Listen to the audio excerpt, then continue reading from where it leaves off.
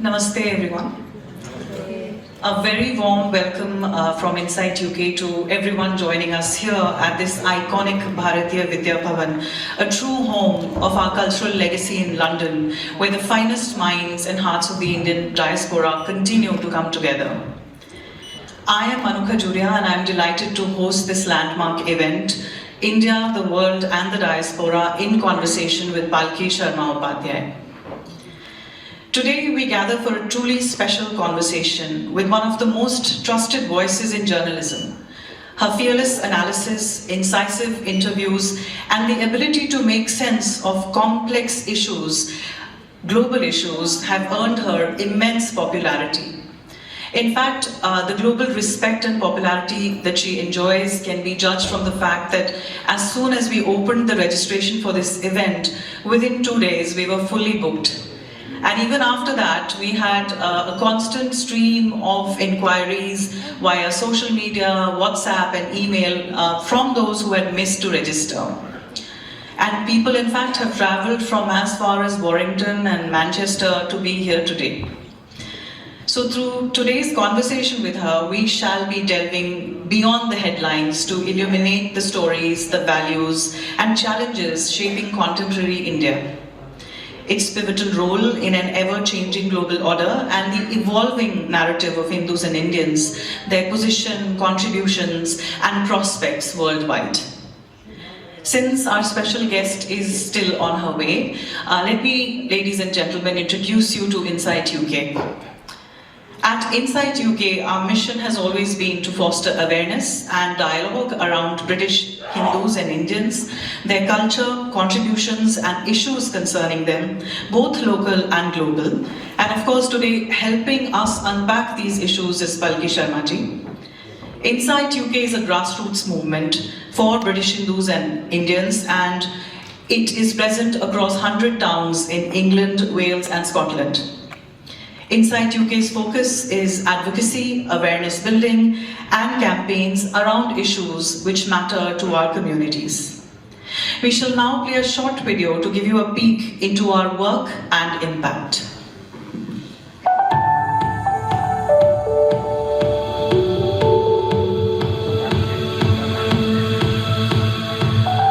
Inside UK is a social movement dedicated to raising awareness, advocating and campaigning for causes that impact the British Hindu and Indian communities in the United Kingdom. In 2025, Inside UK's work reached millions across digital platforms. X, 3.4 million. Instagram, 9.2 million. Facebook, 8.9 million. TikTok, 2.6 million. YouTube, 38,100. We published 78 articles, recorded over 201,000 website visits, and released one major report. In 2025, Insight UK undertook one of its most comprehensive years of work, combining research advocacy, political accountability, and awareness campaigns. At a time of rising extremism, selective silence, and growing threats to the British Hindu and Indian communities, our mission was clear: to spread the truth, amplify voices, and demand accountability. We began the year by supporting a nationwide tour of a Hindu civilization exhibition, with over 30 exhibitions across the UK, helping thousands reconnect with India's ancient heritage. Alongside this, we continued our work to decolonize Hindu history, publishing evidence-based research on foreign invasions and their lasting impact on Hindu civilization. Throughout the year, we campaigned against the proposed definition of Islamophobia, highlighting the risks it poses to free speech and legitimate scrutiny through articles, statements, and engagement with members of Parliament. At the same time, we challenged the misuse of the term Asian in grooming gang reporting, calling for accuracy and a statutory national grooming gang inquiry.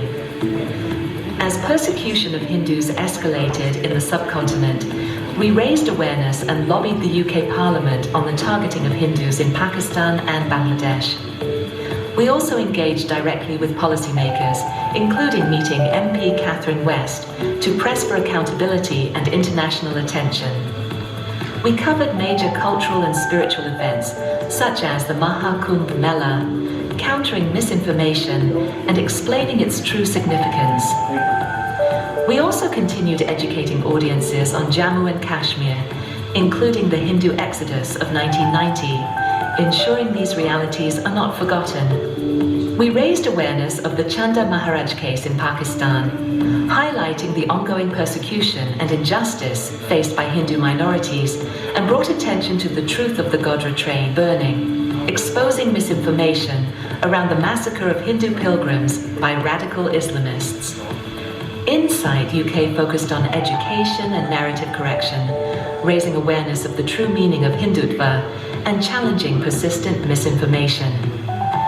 To understand lived experiences, we conducted a national survey on anti-Hindu hate in the UK, receiving 2,688 responses, forming the basis of a major report to be released in 2026.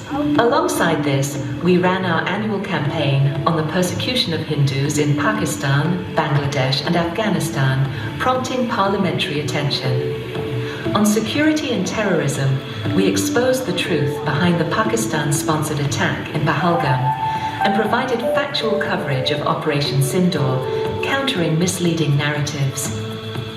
We covered the UK-India Free Trade Agreement, fact-checking and exposing misinformation being spread in sections of the British media.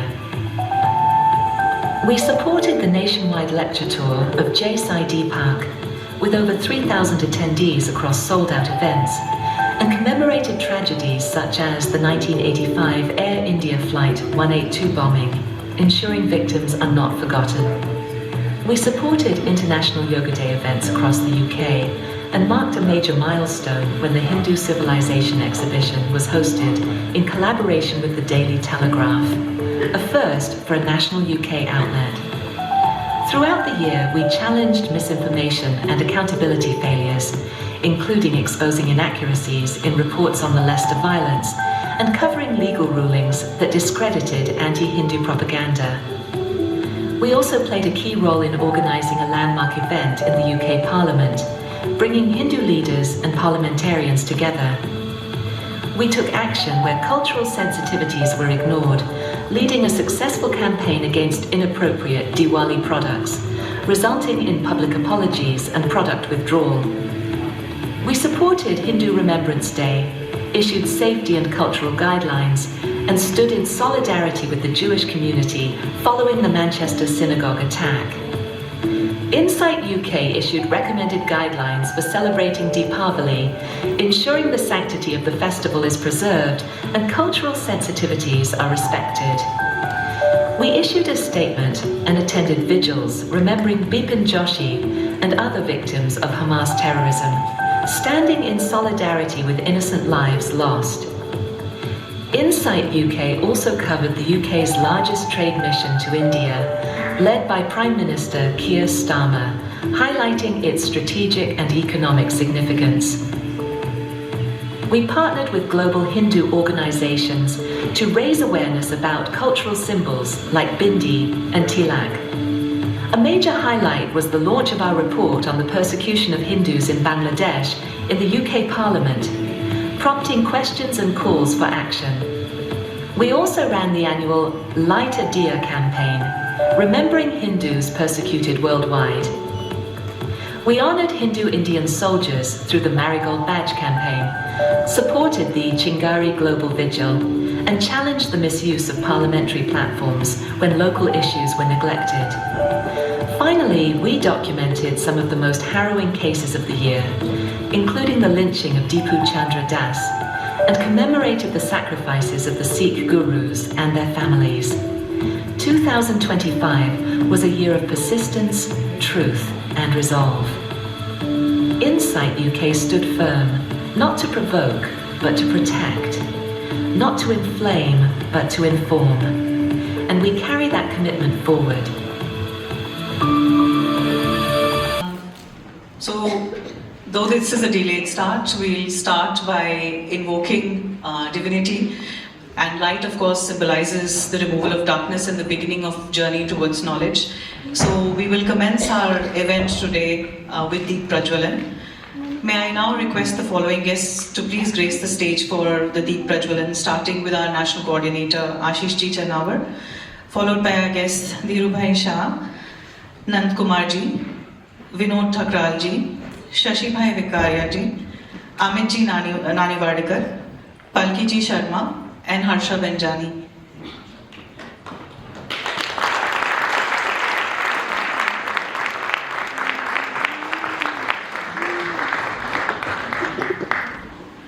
Namaste.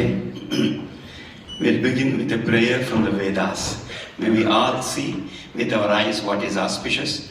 May we all hear with our ears what is auspicious. With healthy body, mind and spirit, may we be able to dedicate ourselves for the cause of humanity. May the celestial beings shower their choicest blessings on us so that we may all develop a sense of sacrifice in our lives. May there be peace and real peace.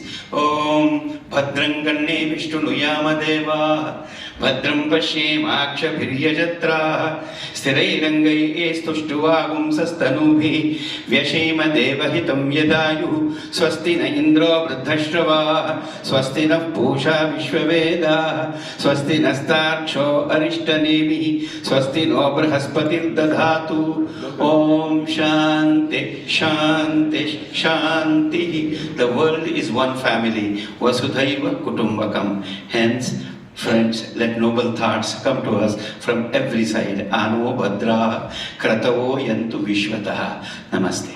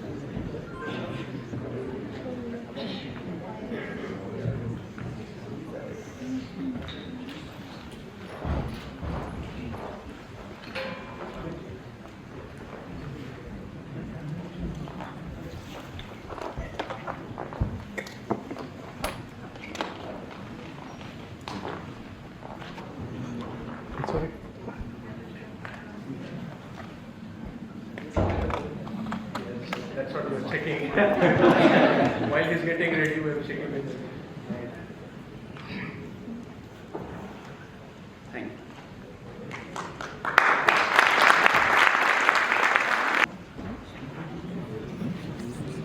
Be inspired by a journalist who fearlessly unpacks global headlines with unmatched clarity and courage. From her trailblazing work at the First Post's Vantage to her commentary on geopolitics, economy and diaspora narratives, Ms. Palki Sharma Upadhyay embodies journalistic excellence.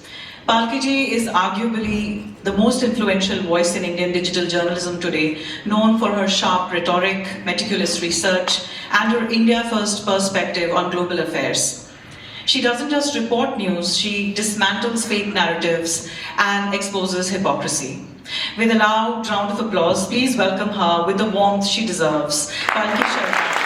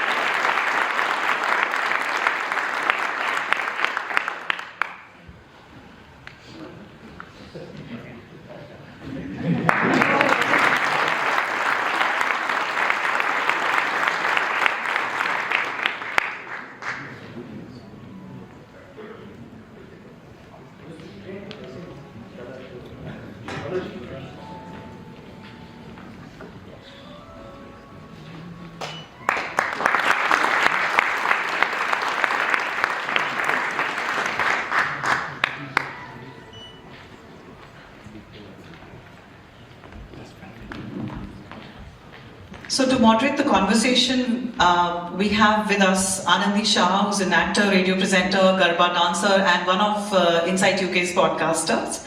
She will guide us through this dialogue. So, Anandi ji.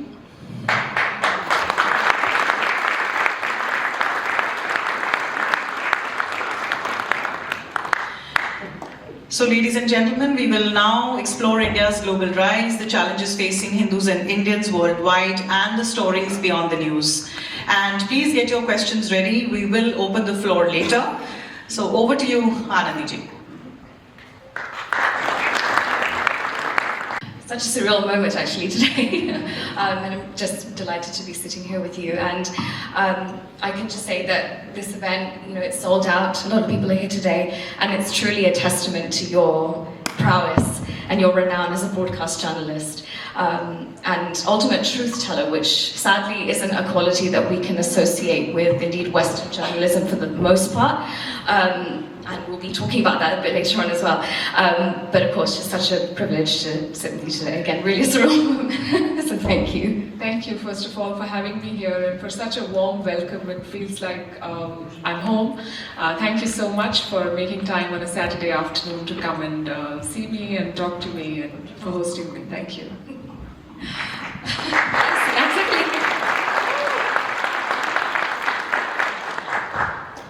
So firstly, we are all aware of your presence as a journalist on the screen, but behind the scenes, what was it that inspired you to forge a career in your field? What was the driving force behind that?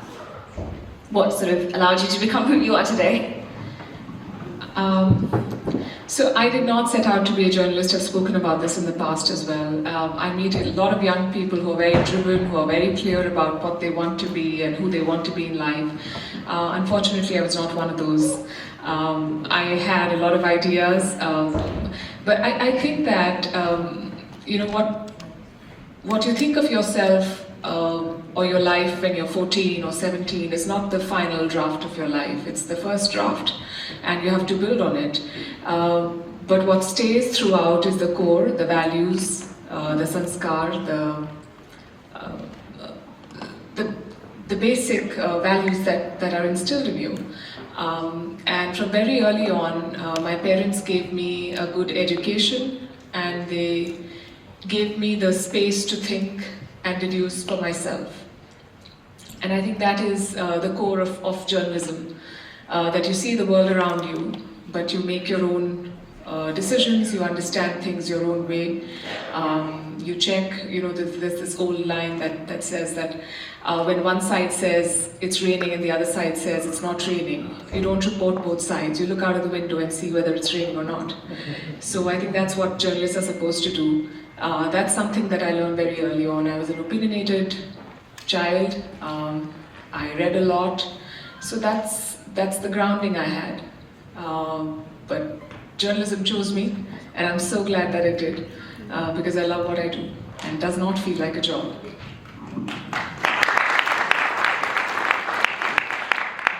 Enough said right there. I think that's about all the time we have for today, but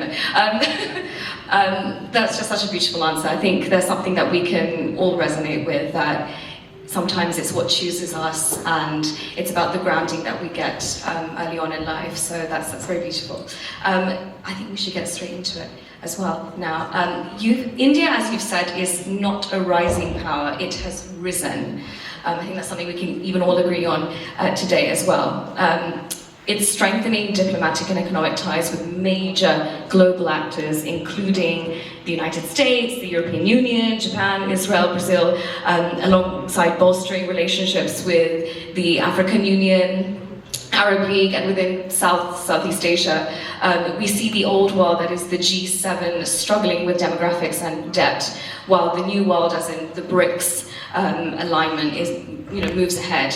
So at the Oxford Union debate, you stated that India rubs shoulders with the West but leads the global South, that in fact the global North looks to India for partnership. So in today's geopolitical climate, with what I said before, notwithstanding contending with its neighbouring nations, what therefore is India's position? And is the idea of what we call the global south genuinely useful for India's foreign policy, or is it just becoming another obsolete slogan?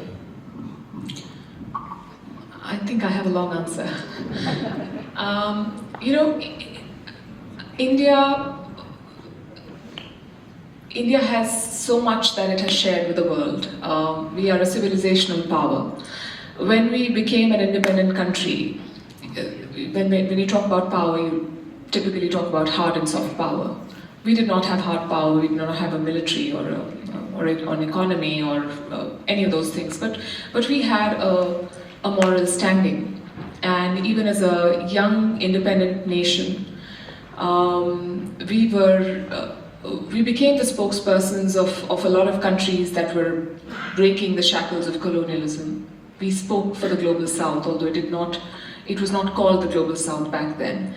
We refused to be part of any camp politics, and back then it was the non-aligned movement. But over the decades, India has also built the hard power dimension. We are a spacefaring nation. We are the fastest growing large economy. We have a military that can beat any other military in the world. We have so many talented people, many of you in this room included, who are building economies all over the world.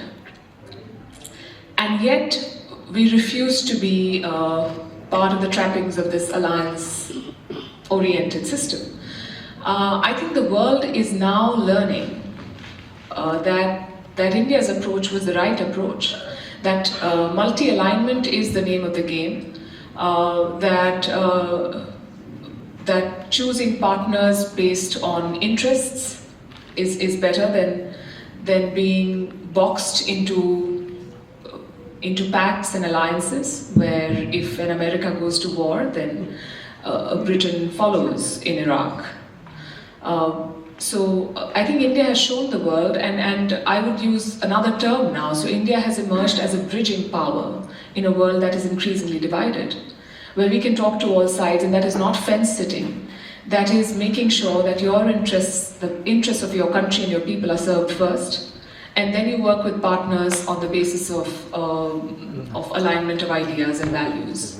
So India's position is more important, India's philosophy is more important today than it was ever before, because we are living in a world where meaningful conversations are becoming so difficult.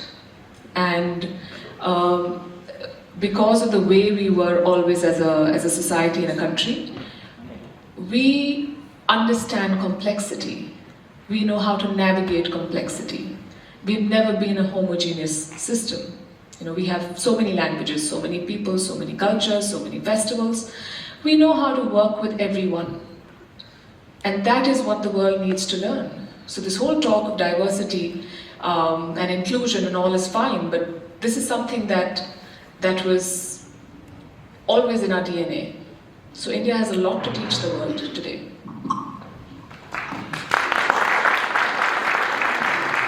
I think every answer you're going to be clapping to, isn't it? We'll be here all afternoon, but no, truly, it's just a testament to the breadth of her knowledge and the articulation of her words.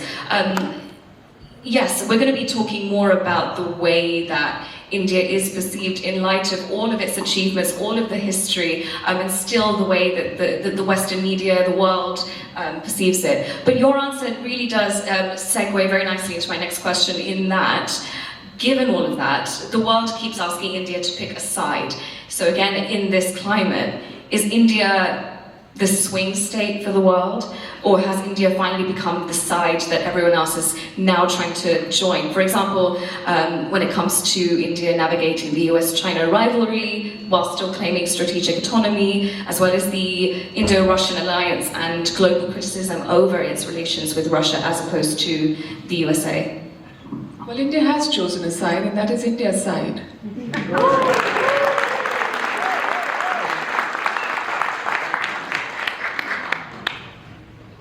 Do you want me to say that?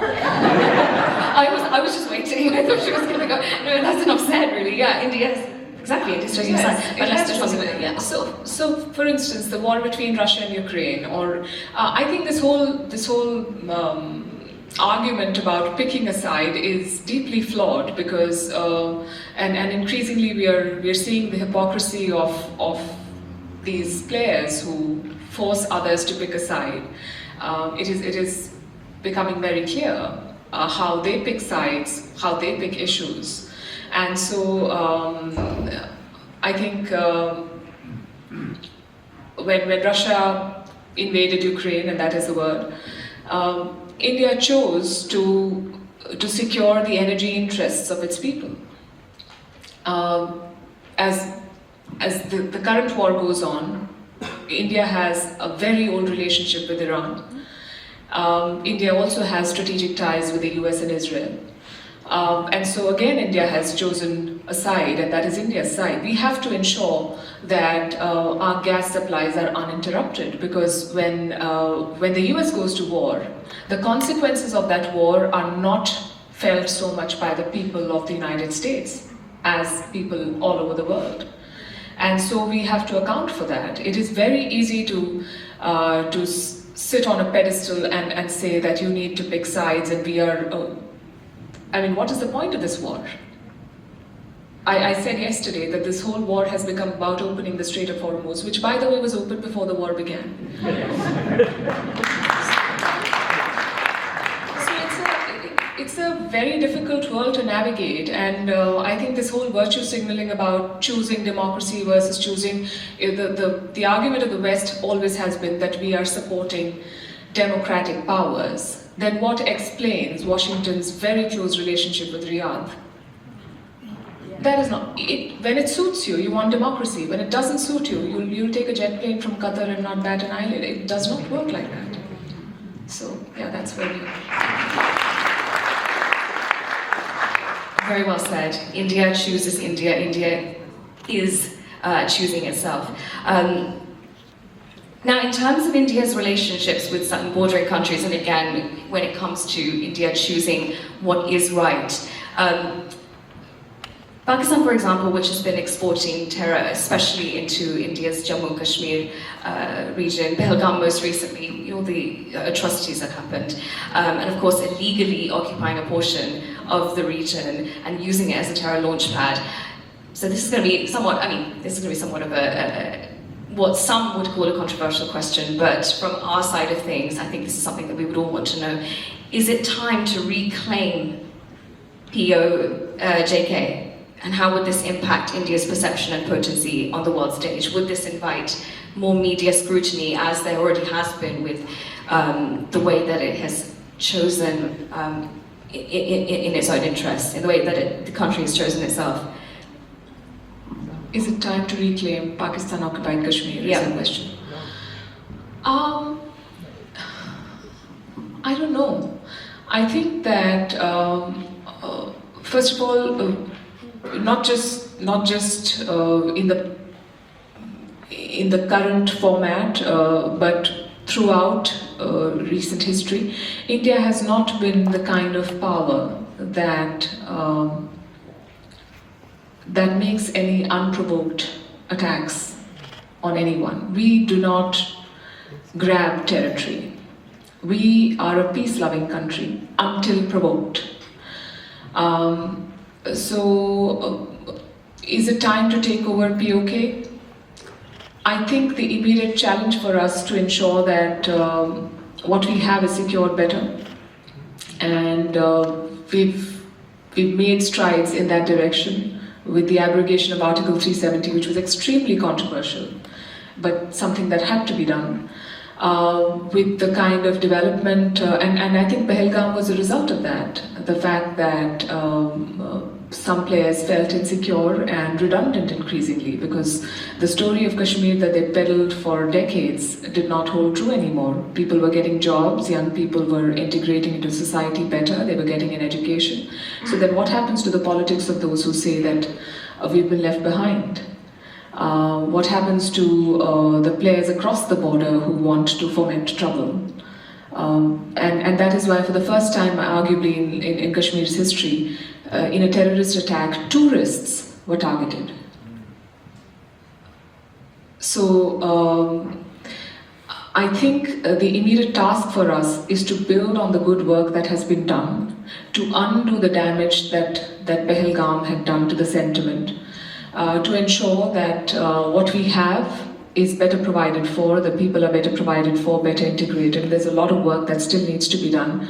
I don't know if you followed the story here, but this came out last year about a terror module being busted, with doctors being arrested in that case, and with a lot of explosives and material. And that was so shocking, because I remember thinking to myself that our entire approach to fixing radicalism was that you give people an education, you give people a way to earn a living, and you give them a shot at a decent life, and they will not pick the wrong path. And yet these were medical professionals, right? In a middle-class Indian family, even today, a doctor or an engineer is the epitome of your career going in the right direction. So where did we go wrong? Why are people who are supposed to be active contributors to society engaged in activities that would break up the society? And we had a long debate and discussion, and then I remember doing stories on this and saying that even today, I think that is the only path that we have. That we have to give people of all shades and all ideological leanings a shot at life, a shot at a decent life, through education, through empowerment, to give them space. So I think there is a lot of work that still needs to be done with what we already have before we try to take what we should have had for the longest time. But that is my view. Very good view as well. I think that's something we can all resonate with, that we need to take our time with this, but I think in the long term that would be certainly a goal that would potentially be achieved. I think, like you said, there is some way to go to achieve that, but India being what it is, that it's a power that, like you said, doesn't just invade and control through diplomacy, through legal strategies and tactics. It has to, it's going to take some time, but I think India is on the right path forward. We're going to come to the domestic evolution of the country, and indeed India's global perception in the media narrative. You've spent years calling out the ivory tower journalism of the West, also the West just acting as the moral arbiters of India's policies and direction. In 2023, Insight UK conducted a survey and published a report on British media and perception, in that how does the British media portray Hindus and Indians.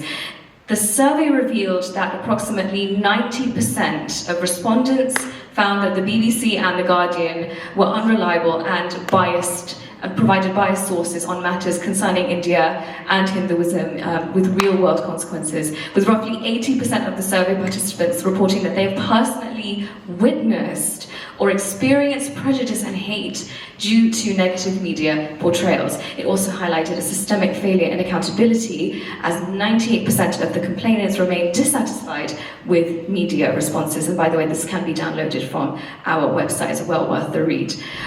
So with that in mind, in 2026 now, is Western media's negative portrayal of India just a case of outdated lenses and reporting, or is it a deliberate, coordinated tool of foreign policy to keep a rising power, or indeed a power that already has risen, in check or even subjugated, when you take into account their slant against our community, especially in light of the 2022 Leicester riots, as well as the deliberate obfuscation of the truth surrounding what here are the grooming gangs and the so-called love jihad situation within India, which in the West they still deem as a conspiracy theory, and they label it as that just to shut down debate. So what do you make of all that? And what is the situation in India regarding the love jihad issue?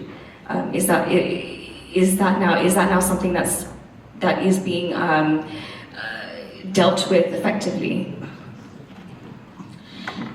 That's a lot of questions, actually. Yes, there's a lot there, but I think you can handle it. So why does media in the West cover India a certain way? I think, yes, the lens is outdated. I also think that there is bias and agenda. And I truly think that there is a lack of understanding and sensitivity, because it's not easy, you know, when a New York Times publishes a vacancy, it says we're looking for people who can speak against the government, and not exactly these words, but something to this effect, that are you going to take an anti-government stand? That has to be a qualification for you to be hired. As a journalist over the years, I started by thinking, oh, this is wrong, and we need to raise our voice against it. But as I'm growing older, I feel that it does not make sense to appeal to Western media or Western governments to do justice to us or to portray us in the right way. It does not work like that. I'm assuming most of you are aware of you know the story of the Ramayana, and there's a line there that has always stayed with me. When Sri Ram wants to go to Lanka, he first appeals to the sea, Samudra, and he says, I want a bath. And he waits for 3 days. And he is the Lord, and yet there is no response. And then in Valmiki's Ramayana it says, Bhaya bin hoye na preet. Without fear there is no love. So sometimes you don't have to ask for respect or your rightful place. You have to take it. For 20 years, India and the European Union negotiated on a free trade deal. It did not happen. You know, they kept sitting in judgment of us, green laws and all sorts of things. And then comes Donald Trump. And Europe feels that, oh my God, what happens to our business? On one side you have China, on one side you have the US. We definitely need India. They rush it. And within months, you have a deal. And those same Europeans are making a beeline for New Delhi and saying this is the mother of all deals and this is the coming together of all praises for India. What happened? We rose as an economy and we became so important that the Europeans had to do business with us. I think the way to claim your rightful place in the world, whether it's in interpersonal relationships or in international relationships, is to sometimes exert your full potential and say, you cannot walk all over me. So, no, the Western media will not educate itself, clear its lens, or shed its biases unless they have to. And we should not even depend on them to tell our story right. We are a country of 1.4 billion people. We should be able to do it ourselves. So I think this whole argument of I say it too, because sometimes you have to call out what is being said, and if it's wrong, you have to say it. But I think the onus is on us and not on them to tell our story better.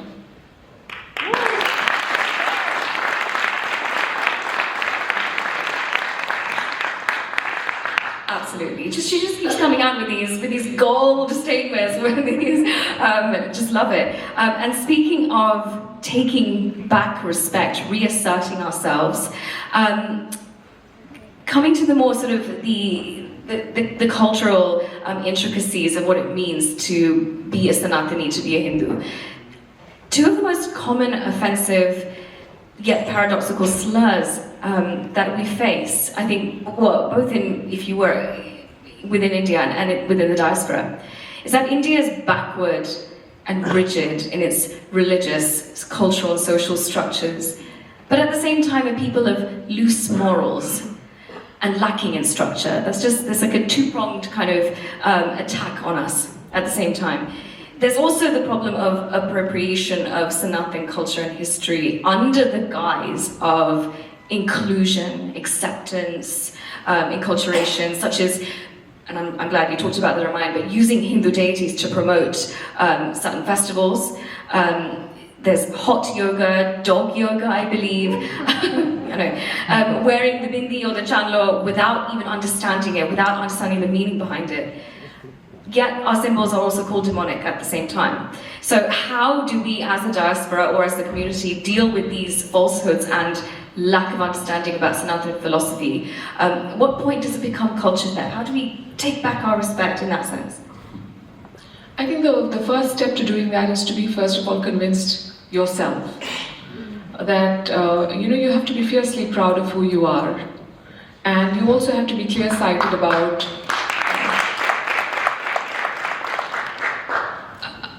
your own challenges. I think no society is perfect, no system is perfect. We all evolve. The beauty of India is that we have assimilated everything that came our way, and that became the Indian way of life. That is something that many countries in the West are only beginning to experience, and that is why this whole debate about having migrants out, Islamophobia, so on and so forth. I mean, it's very easy to sit in judgment and tell other countries, why don't you take these people? But now for the Americans to send back people to Rwanda, or I think the UK was trying to do that in the previous government, Italy talking to Algeria and sort of installing them as bodyguards and saying that, don't let people come in. When you deal with diversity in a way that you're not used to, you understand how challenging it can be for a society. And that is something the West is just learning. Countries like Japan, increasingly, the xenophobia is a challenge for most countries. And yet these very same people sat in judgment of India and said, you're not treating your minorities right, you're not working with XYZ community better. So that is one part, but how do people living, and this is not just a diaspora challenge, I think this is as much an India challenge, because increasingly young people in India are also consuming content and are also subscribing to cultural values that may not be aligned with their own. I think it is okay to explore, but if your root is solid, you can learn 10 languages, but it should not be at the cost of your mother tongue.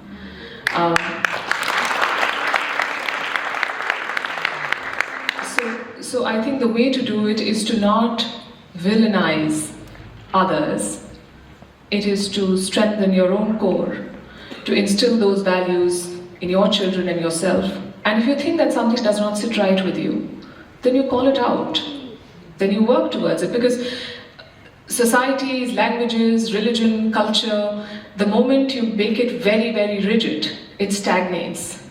It has to evolve with the times. I mean, we just did this and it felt so wrong to me, because the whole point of a diya is the fire, and there's no fire here. But I respect it, because at least we've kept a tradition alive in the best way that we can. So I think that religion evolves, I think cultures evolve, as long as you understand why we do what we do. Why do we light a lamp?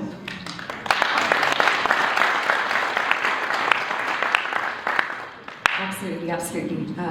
Yes, we need to have that strength of belief and understanding, those core understandings within ourselves to be able to better combat these falsehoods and the like. We'll be talking more about how the diaspora what specifically can we do to combat misinformation. Before you mentioned soft power, you talked about the difference between hard and soft power, and you just mentioned about keeping traditions alive, which you could argue could be kept in the industry of filmmaking and culture, technology. So speaking of which, do you feel that they're more important than traditional diplomacy? We've now seen the rise of more, perhaps we could say, dharmic conscious films like the Kashmir Files, the Kerala Story, Kantara, Durandar, Baramula, Article 370, even RRR. What do you think of these sorts of content that's now being created and disseminated? Does that can that have just as much of an impact as traditional diplomacy? I think we need everything. We need diplomacy, we need people-to-people connect, we need the diaspora, we need Indians in leadership positions or people of Indian origin in leadership positions across the world. We need films, even if some of them are branded as propaganda, so be it. If it is well-made propaganda.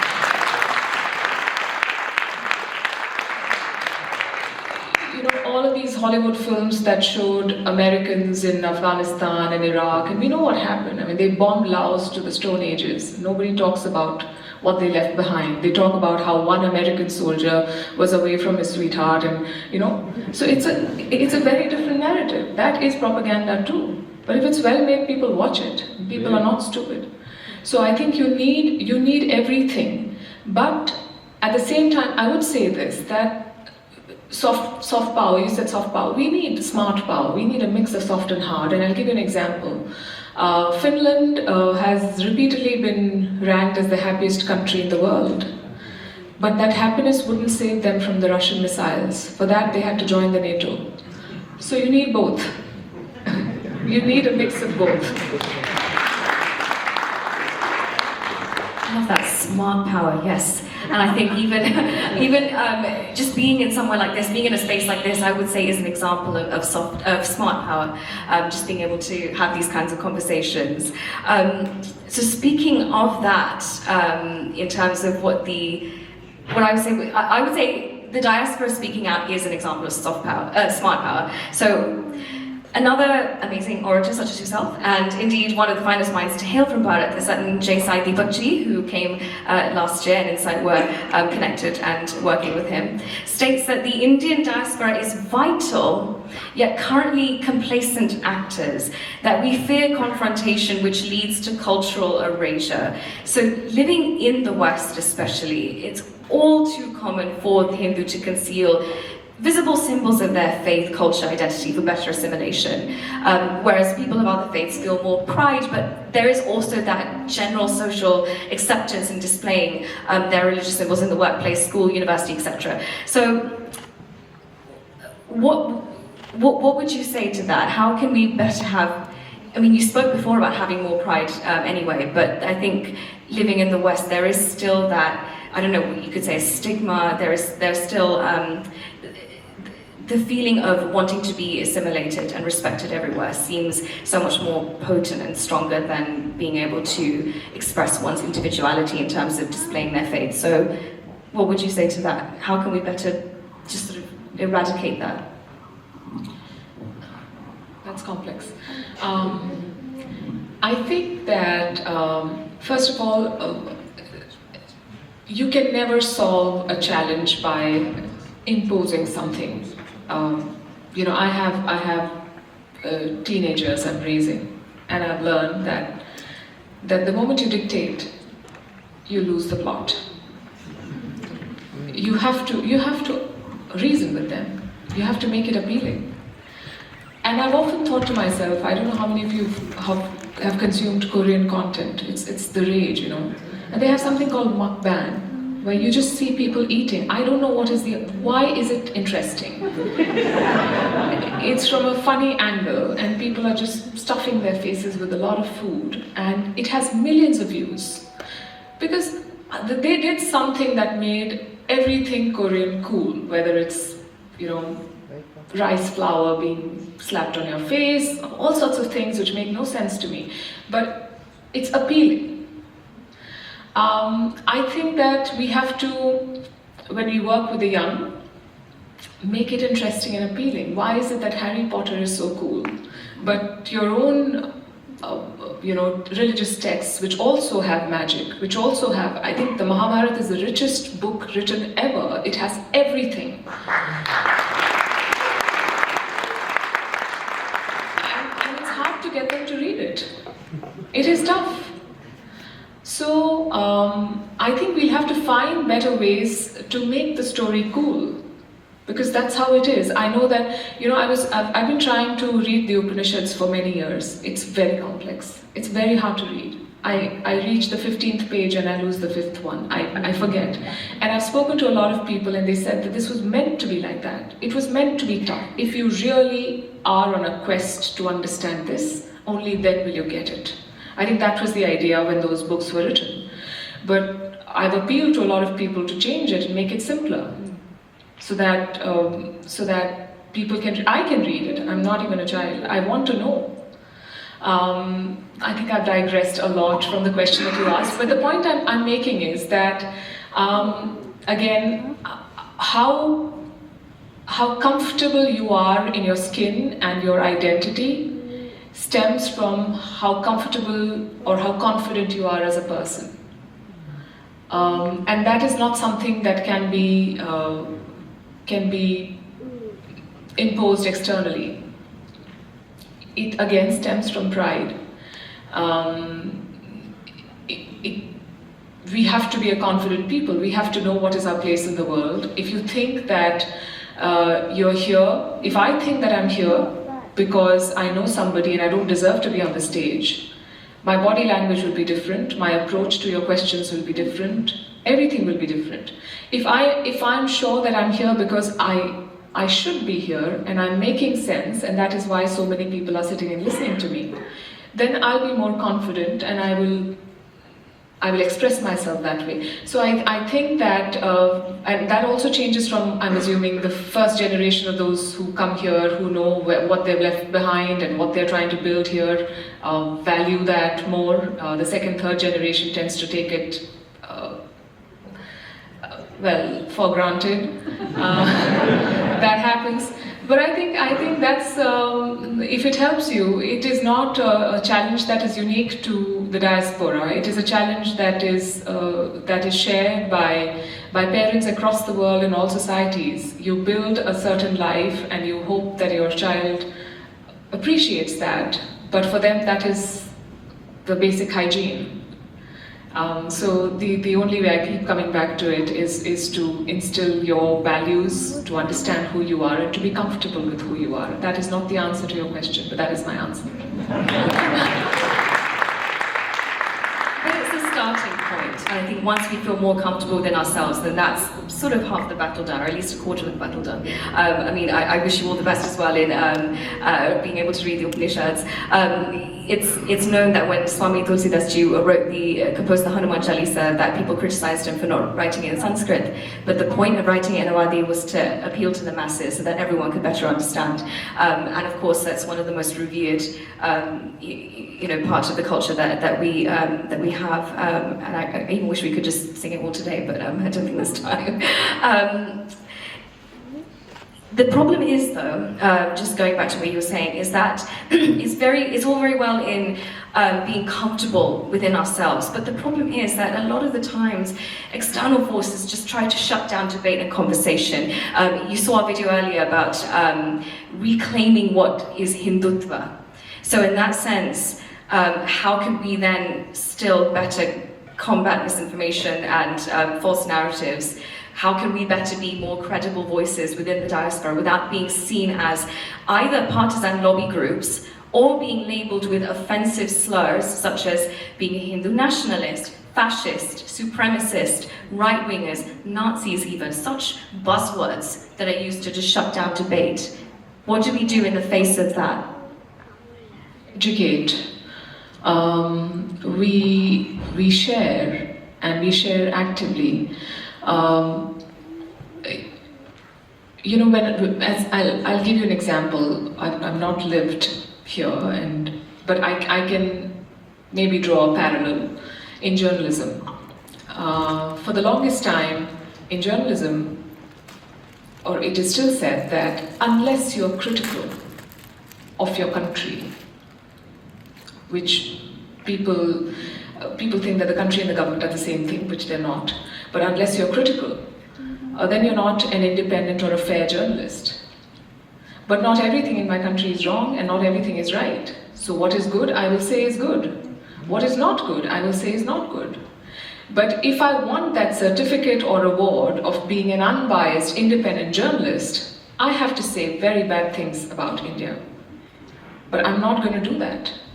So then I have to choose which club I want to be a part of, and how I want to raise my own stature without bothering with because this is all the people who brand a community as ultra-nationalists and so on and so forth are also driven by either agenda or lack of understanding. So you have to choose whether some of those people are the people you want to work with and you want to give them more clarity, or are these people who are driven to only ruin your image and they will never understand your point of view. So who do you want to work with? Is that making sense to you? Definitely, I think that, isn't it? So, Exactly. no, I'm not looking for clarity. I just want to say that it's not easy, but you have to, I suppose, do more of what you're doing, share your story, and not be swayed by the criticism, which will keep coming your way until you've achieved a point. And I think here, this whole, I'll give you an example. After Pahalgam, most of the international media covered the attack through a certain lens, and they linked it to Kashmir. But Pahalgam was not about Kashmir. Pahalgam was a terrorist attack. Some people came and killed innocent tourists in cold blood. It had nothing to do with Kashmir. And then we got a list of who these writers were in international newsrooms. 8 out of 10 were Pakistanis. If you're getting Pakistanis to write about a terrorist attack in Jammu and Kashmir, and I'm not saying that they were all but you come with a certain lens. And those editors in those newspapers and websites did not think to check. If you're going to get a Pakistani to write about this, then what is the narrative that you get? That is the problem.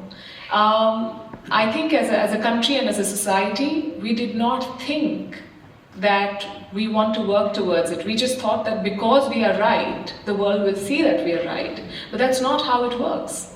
And so after Pahalgam, after Operation Sindoor, even though you won the military battle, even though you are morally on a higher ground than the other side, far ahead of them, we felt the need to send parliamentarians all over the world to impress upon the world why we had to do what we had to do. I thought that exposed a big gap in our storytelling, in our narrative setting, that we still have to convince the world that this is where we are the victims. And so we are avenging an attack. We are not provoking. And there is evidence, there is enough. So what you're talking about is not so tangible. What I'm talking about is very clear for the world to see, and yet they choose to draw this false equivalence. But then what about this? So this is something that we've not worked towards for many, many decades. I think we're running late. And it's spilling over into what you are saying, into how people face biases, sometimes consciously, sometimes subconsciously. And it won't change overnight. But it will change if we take control of our story. And if we tell it in a convincing manner, through films, through conversations, through dialogues, through just actively participating in building the societies where we live.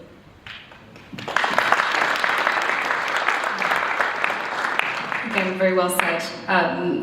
And speaking of being on the world stage, of understanding other points of view, you were famously, you took part in the Oxford Union debate. Not sure if you guys have heard of that, but she was there, and absolutely brilliant answers that you gave, the speech that you gave. One, how did you personally find that experience, both on and off stage? Were there any moments or dynamics that the audience wouldn't have seen? And more broadly, when you are in a forum like that, how do you feel that you're representing India in a larger sense? And can a platform like that be used effectively? Because the Oxford Union debate is known for already just presenting a biased agenda. We were talking about bias a lot before. So when you're faced with that, from the outset there is bias, how can you, on a platform like that, effectively and coherently present the truth, or I was going to say your side, but really it's the truth. So anyway, just there's a lot of sort of elements to that question. But again, so just what was it like for you personally, and can platforms like that, even when they're coming at it from a biased agenda, can we still utilize those platforms effectively?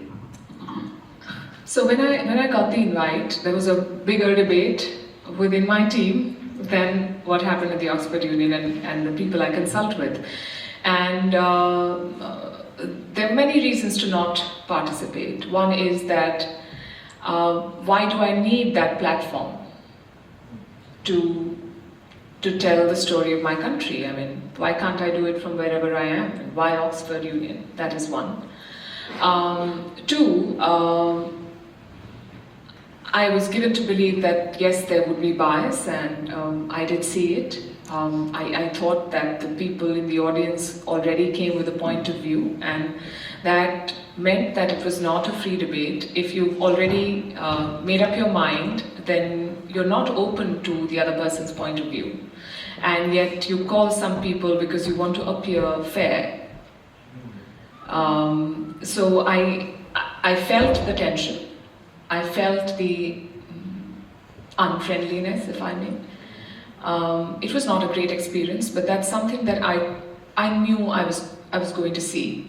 And yet it took me by surprise because these were students. These were young students, and if they feel so strongly about something that they do not completely comprehend, then that's a problem. And yet I chose to go and say what I had to say, because if I don't, then how does the world see it? Whether we like it or not, these are big institutions. These are respected institutions. They have a legacy. And so what is the story that comes out if some of us don't go and raise our point? The story that comes out is that there was a debate that was held, and these are the people who made their points, and so yes, India is not on the right path.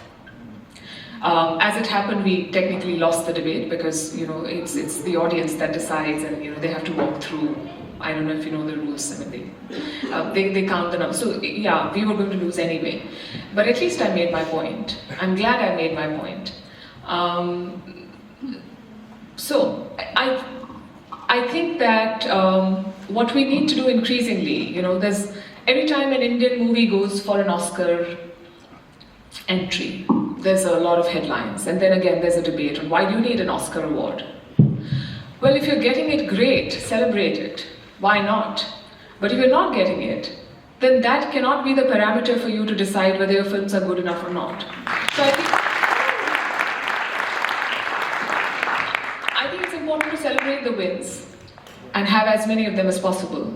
But if you don't, then that is not a reflection on you. That is a reflection on those who are judging because they do not truly understand what you're bringing to the table.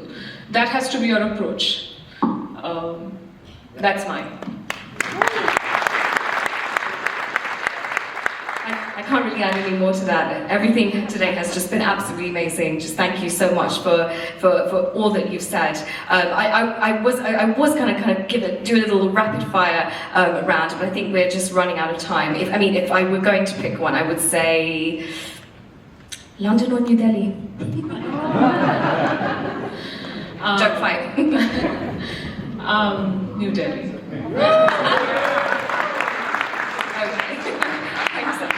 Well, thank you so much, Palki, for your time today. I would like to leave our audience, before we go into an audience Q&A, with a couple of direct quotes from you, if I may. You've said the world is finally listening to India, but India must decide what it wants to say. So to all of us here, if you don't tell your story, someone else will, and they won't tell it right. Dhanyavad, Palki.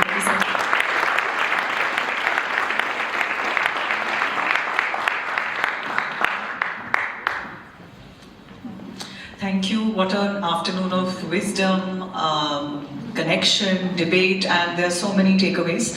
Thank you, Anandiji, for steering this conversation so well, and thank you, Palkiji. Your thoughts and insights on global narratives, on what the diaspora strengths are, and the new global order, they are going to linger with us. We have some time for audience question and answer. Yeah, lots of hands raised. I can imagine everybody wants to ask a question. But to the respected community members, I would just kindly, humbly say that if you can keep your questions under 1 minute, maybe 30 seconds. Mention your name, keep it under 30 seconds. And we have 2 team members who will be going around with mics. Vishalji, Sanjayji, I believe.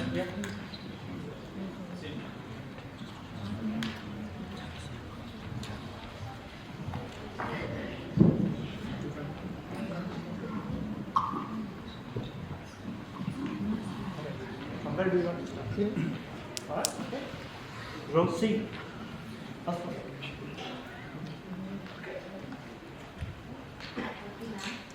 You can't hear.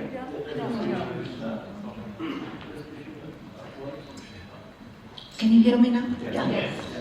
Namaste, Palki ji. Namaste. I think the Palki factor. You are the face of India's presence, in building the global narrative. In such a challenging field, which is traditionally dominated by men, what are your personal qualities which helped you build the strong voice? Even if you see here, most of them are men. And but there are many women like me who aspire to be like you. We have our own challenges. So what are the personal qualities? Thank you.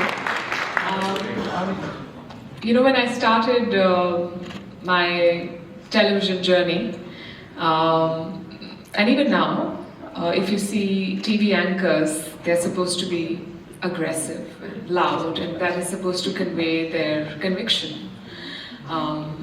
And when I started, and I'm soft-spoken unless I'm very angry, so I used to be told the same thing every time I entered a studio: be robust. But yeah, I am who I am. And then I happened to go for a training. And this person who was a trainer, she was fantastic. And she told me something that was invaluable. She said, be yourself. You're not a man. You're not someone else. You are you. So I think the thing to do is first self-realization. You have to know what your strengths are, and you have to know what your weaknesses are. That's equally important. And then you build on them. You can only be the best version of yourself. If you try to be someone else, then you'll be the second best always. So I think it's important to know what you can do and what you cannot do. And what you can do, do it better every day. I think that's, so whatever line of work you're in, if you think that this is something that speaks to you, that works for you, that you're good at, just do it your way.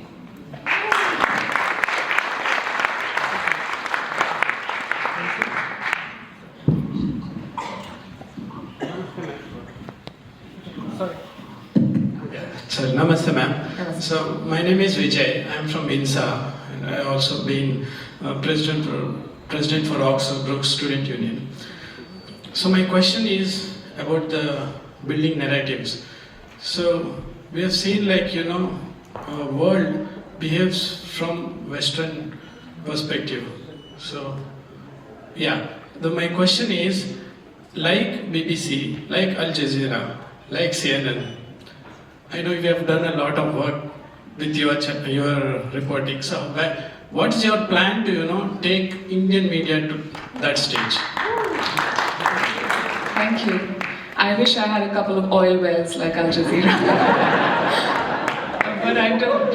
So I'll start small, but I'm counting on your support, and I'm counting on the strength of. I've been blessed with a very good team, a fantastic team, young people, but so driven. I have to share that journalism can be a very punishing career choice. It is, the news business is unrelenting.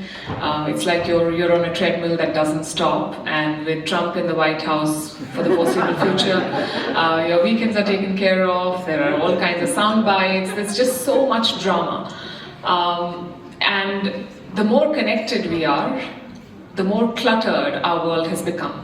So it's that much tougher to sort it and to find clarity and to find context. So I do lean deeply on my colleagues to help me do that. We're starting small, but we are very excited about what we are bringing. In the next couple of months, there should be an announcement. And thank you.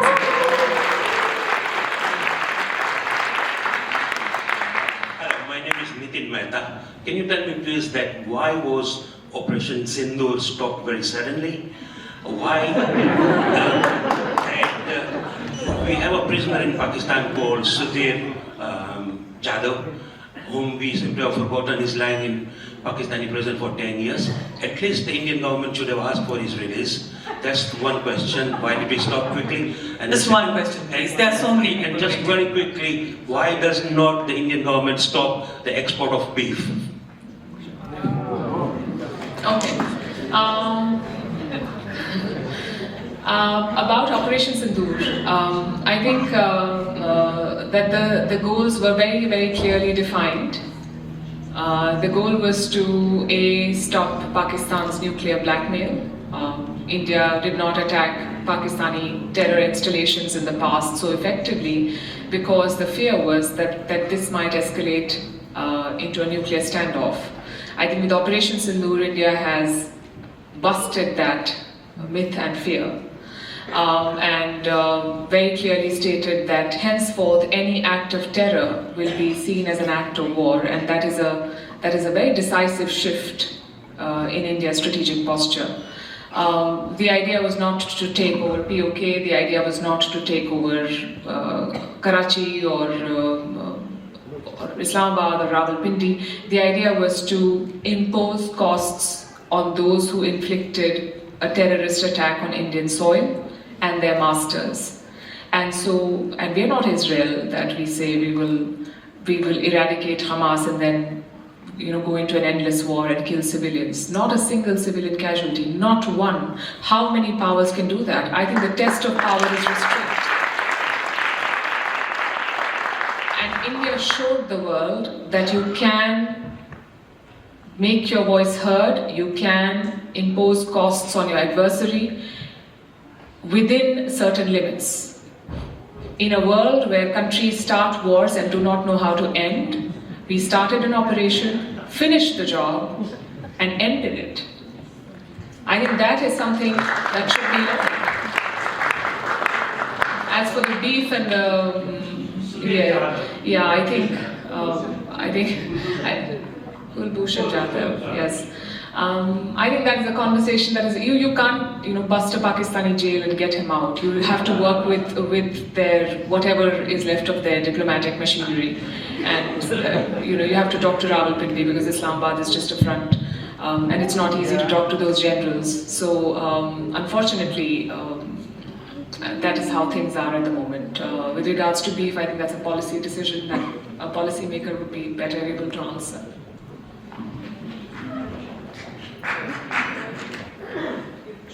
Am I audible? Yes. Thank you very much. We are all graced by your presence over here and we are very proud of you. Please continue what you are doing. Thank you so much. My question over here is, we discussed about the biasness of Western media. What about the media of our own country? What are your opinions on them?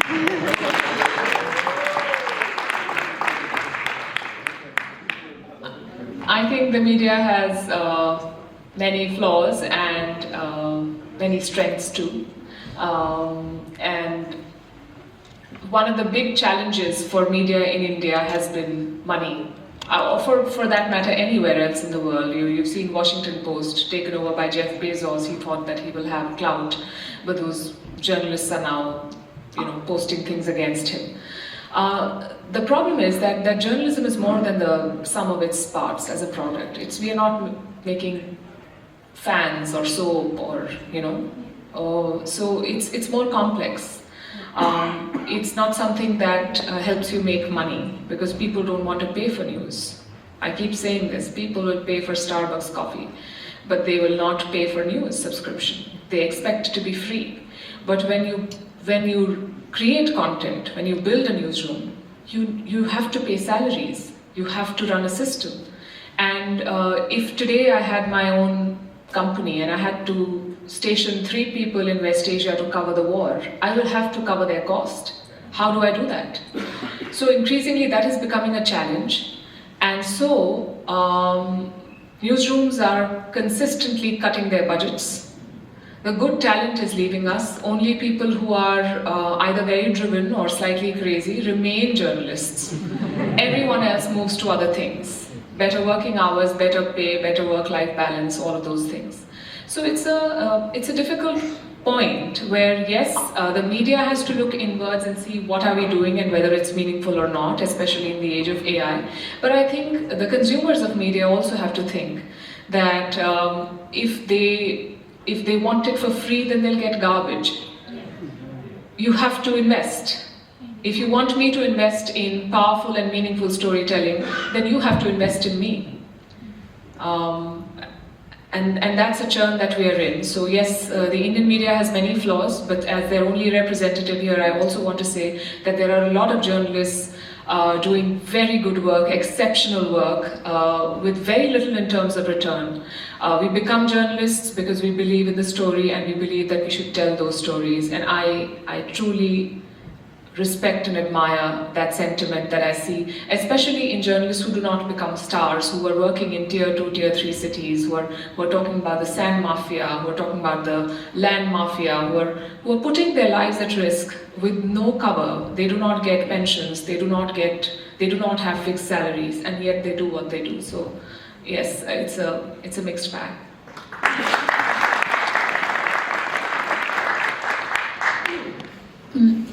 Hello, I'm Tanush Godankar. I'm 12 years old and I've recently become interested in geopolitics, especially after watching some of your videos on First Post and my question is, what is your prediction for this ongoing war between USA and Iran, and also what can people my age do to go into the world of geopolitics? So what's the second question, sorry? What can people my age do to go into the world of geopolitics? So about the... Thank you first of all for watching and for asking me a question. What happens in this war, unfortunately, largely depends on which side of the bed Trump wakes up on. But I suspect it won't end in a hurry. I think that we will have some sort of an arrangement. I don't know how much of it you followed, but with regards to the Strait of Hormuz, we'll have, they're letting some ships pass. And once that is sorted, the world will figure out a way to exist. We've seen other wars, the wars become wars of attrition, when which side gets tired out first. So this is not going to end in a hurry. But we'll have to learn to live with the pain that comes with it. What can you do to understand geopolitics? I would say read a lot, read history. I think any young person should read history. It is very important, it is not boring. History gives you perspective. And my favorite example there is Nepal. In the last couple of years, the Gen Z in Nepal protested. Nepal has had a democracy for a little less than 2 decades, but that democracy has not worked for them. They've never had a stable government. And I suspect that a lot of people who protested did not know history. So they protested and said, we want the monarchy back. They do not remember what the monarchy was like. They've not read about it. So they just assume that whatever it was better than this. I think it is very important to know history so that you can make your choices and make your demands and grow up as a responsible citizen. So please read. That is my advice to you.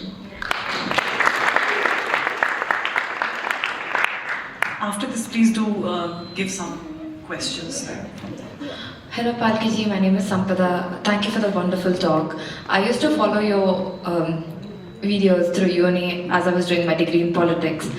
And as we come to an age where we have a lot of false information out there, how do we as the younger generation, almost lost media literacy, how do we see what is true, what is not? How do we make that difference? Hi, Sampada. Thank you.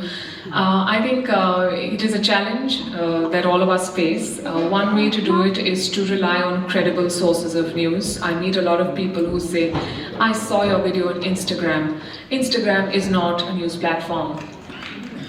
Right? So it's okay to be on Instagram or Snapchat or wherever you are, but please consume news from news platforms, from trusted sources, and trust is something that is built over a period of time. So that is one. And second, of course, if it looks too dramatic, I know we live in a very, very dramatic world, but if it looks too good or too bad to be true, then it probably isn't. So let's not share, because increasingly these platforms are incentivizing fake news, because fake videos get a lot of traction before they're pulled down, and people are making money. So we are in a bit of a trap here, and until regulators catch up, they're awfully slow in figuring out what is happening. So there are no real guidelines, no guardrails, no legal repercussions for people doing things that they're doing. So we are in a bit of a pickle, but I would say that go to your trusted sources of news, use social media for what it is, do not make it and do not ask ChatGPT to guide you through life. Namaste, Palki ji. I'm a great admirer of yourself. I'm Manu Chandra Chauhan, a proud Sanatani. My question is focused on the next generation, the Sanatani youth living in various parts of the Western world and their existential struggles. How do we and our next generation prepare ourselves and stand strongly, confidently, proudly, particularly in the face of demographic tsunami from the other side, facing serious challenges each day, whereby our very identity is being criticized, challenged, and beaten, to the extent we end up entirely shunning it ourselves. So yourself as a parent too, what is your message to fellow Sanatani NRI parents? Thank you. Thank you. You know what they say about children? Children do what you do. They don't do what you say. So, and I've seen this in life. I go to bed with a book. So both my children have grown up into readers with very different tastes, but they read nonetheless. They think that the way to go to sleep is with a book. I know a lot of parents complain about their children not reading a real book and being on the screen all the time. My children use the screen too, but they read real books with paper. I think you have to set the example. When I was growing up, we lived in a joint family. My grandmother was very particular about tithis and pujas, and we had so many of them. And it felt like a burden at that point, that why are we doing all of this all the time? Why do we have to have mehndi every few weeks and all sorts of things? But once I grew up and I went out on my own to work, I began missing those things. And I would call up my mother and I would say that, okay, XYZ is happening, and so what do I do? And I think that when children see these things at home, when they see puja at home, when they see small things like in the evening when you switch on the light for the first time, you think of God, you say a prayer. These are things that you grow up watching, and you imbibe them without realizing that you have imbibed them, and they become a part of who you are. So I think, again, I say that because my children, I may be living in India, but they are exposed to what's happening all over the world, all kinds of influences that I do not stop them from having. They should know about the world.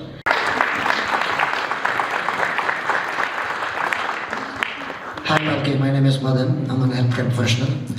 My question is, currently the free speech is constantly attacked everywhere in the world, including the online speech act in Karnataka, that you can't even express anything you think it's right to express.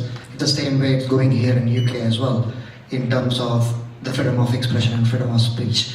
What's your thoughts on those? I think the freedom of expression, like all freedoms and rights, is not absolute.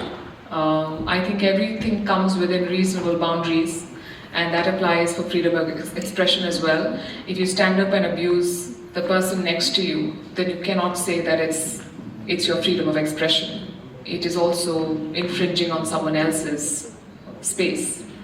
And so everything has to be within reasonable parameters of law and decency. Having said that, I think freedom of expression is something that has long been used, like bringing democracy, like rules-based order. These have become overused words to suit certain political interests, and that is why they have lost relevance.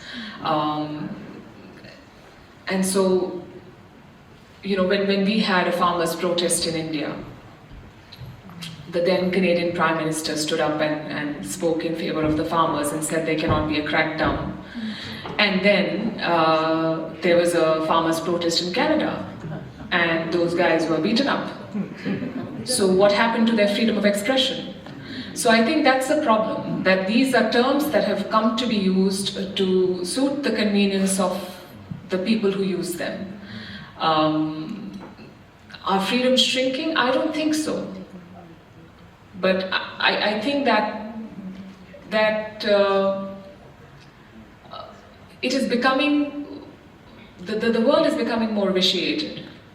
And with social media, it's becoming that much more difficult to regulate. At the same time, I think that government should not have too much power to regulate. I'm a big believer in space, but within reasonable limits. So we are okay to continue for another 10-15 minutes, but may we remind you that if you've paid for the parking till 1 p.m, the fines are very heavy. So, if it's only okay with all of you, we can take a couple of more questions before we end. And we are doing this at a great risk. I can see a lot of displeasure coming our way because we are having to pick and choose amongst so many ads. But this is pretty random. So if you have been missed, apologies, but we have a time restriction. Vishalji, you can give one there and then you can come here. Rishiji has been also waiting for a long time. Yeah. Namaste, ma'am. My name is Vaibhav Tripathi. I'm here. Can I come in front if you want? Probably it's not enough life. Namaste, ma'am. My name is Vaibhav Tripathi. In India, I come from Lucknow. I immensely follow geopolitics, and my day almost unwinds with your news. Given so much of geopolitical tension which is going on at the moment, and I think this is the fastest pace we are seeing the world order changing. Where do you see India in the short term, that is in 10 years from now? Is there any one thing that we should do differently to really make that leap? I know you said that we have already risen, but still sky is the limit. What should be that step be, and where do you see? Thank you so much. Thank you. I think that India's challenges in the next decade are not external. There will be pressures, there will be push and pull, there will be disruptions like the current war, but we are well placed to tide over most of those things. We are, as an economy, we are rising very fast. We are well placed in like I said, a world divided into blocks. We've shown policy continuity, you know, as against the US, for instance. Depends on which party comes to power, their policy changes. India has largely shown that continuity. We are a reliable partner for the world. I would say India's challenges in the foreseeable future would be internal. When we talk about GDP growth, we have to be mindful about the wealth gap. We have to be mindful about the fact that millions of people still depend on food subsidy. We should know that we have a lot of young people, millions of people joining the workforce every year, and we have to provide for them. So I would say that while there will be external challenges and foreign policy challenges, we should be okay to deal with that. Our challenge would be more internal, to bridge the gap and to make sure that that our development, the fruits of our development, reach the last mile.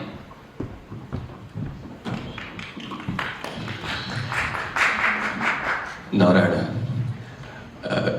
My name is Dr. Rishi Handa. My question relates to what was asked earlier in the multitude of questions. I think it got missed. There was a question on love jihad, and forgive me, I don't know if it did get missed. How do we address this en masse, keeping in mind that there is a so-called Islamophobia concerns, but practically how do we address this?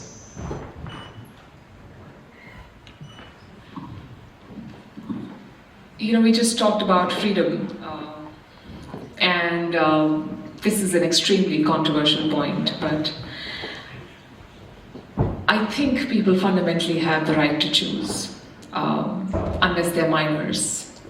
So I don't subscribe to this idea that people should be free to choose, both men and women, and you cannot have laws barring that. You have to better educate, you have to better inform, and then let them take their decisions. I do not think that it can be dictated who you choose to be with, who you choose to marry.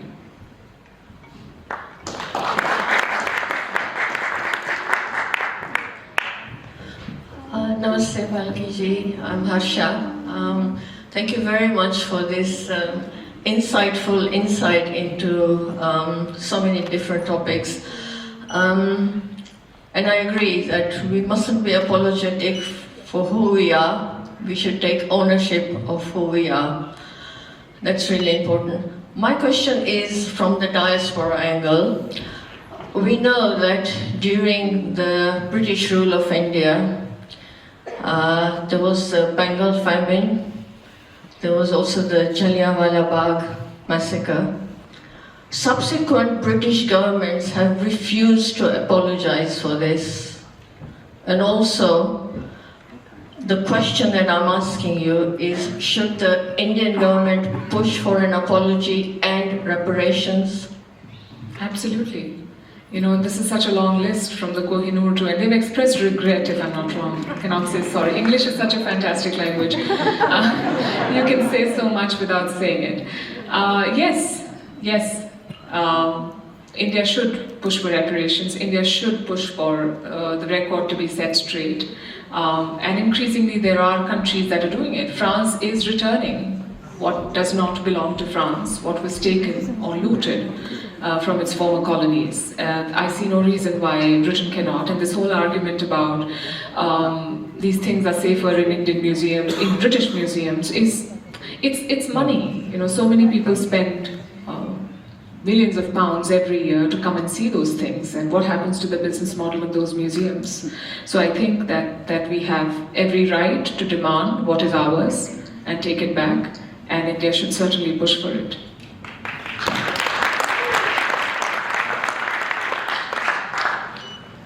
Namaste Palki ji. My name is Rakesh. I'm an executive director in a telecommunications company. Firstly, I want to say thank you to you. Over the last 20 years of my career, I've seen so many biases in the corporate world, but personalities like yourself and Jay Shankar have really broken the glass ceiling for us and has helped us rise up the corporate ladder. So firstly, a massive thank you to you. In terms of the question, really I would like to ask you, what's your advice for those that come over here from India and still their grasp of the English language is not there. They struggle in the office. I am always trying to give back and support them, but they struggle with their confidence. And I'll give you a great example. My wife is far more clever than I am. She's from Varanasi and studied in PHU, but we always think about this, and she's always hesitant on this. So just a question for you. Thank you. Well, I remember having a conversation with the UK High Commissioner to India last year, and I told her English is now our language because there are more people in India speaking English than in the UK. So we've taken it. So I think language is about expressing yourself. We were joking the other day that we don't even use full sentences in India sometimes. We don't say, what does it mean? We say, means what? But I've conveyed the message very clearly to you. So I think it's okay to say it the way you want to say it, as long as your point is getting across. Don't worry.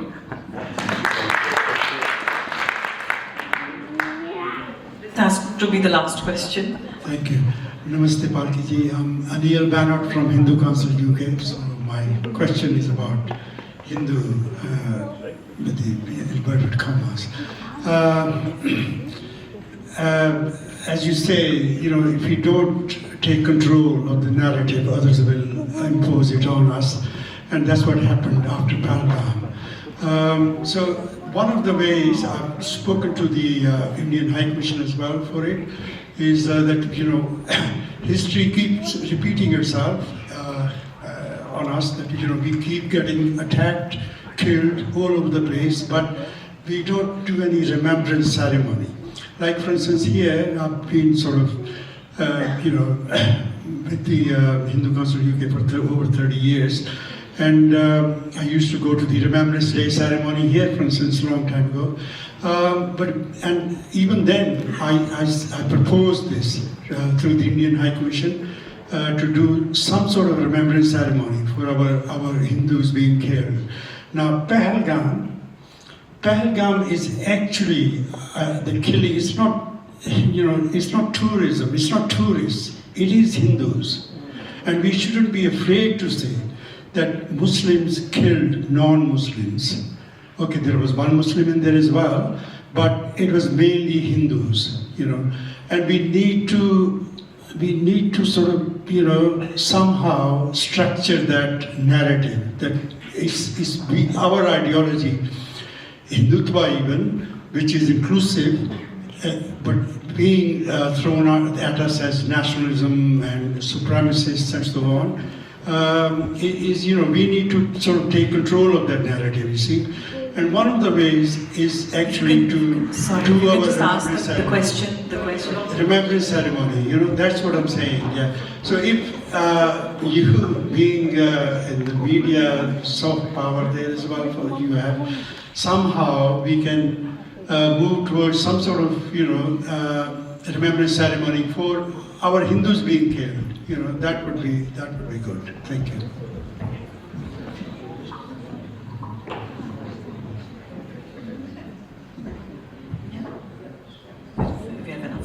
So thank you very much. I know many of you wanted to ask her a question. We do not have the time, apologies. And thank you, Palki ji, for so patiently answering all these questions. Very intelligent audience. Thank you, Anandi ji.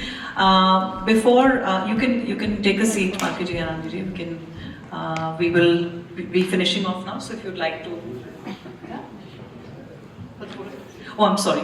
You will be here for the photographs. We'll have some photographs. We'll try to take a photograph with the audience as well, so please remain seated. Before I call Santoshi Patil, our core team member, for delivering the vote of thanks, I'd just like to add that Palki ji made some very good points. She spoke of Bhay bin Preet na hoye. She also spoke of how it's very important to invest in her. So similarly, if you like Insight UK's work, without Shakti, and that Shakti includes Samarthya, it's not possible to do this work for the community. So if you like what you saw, and if you think that this is important for the diaspora, please visit our website, follow us on all the social media handles, and contribute, donate generously. We will be extremely grateful, and thank you for that. Now I call upon Santoshi Patil to deliver the vote of thanks. Namaste.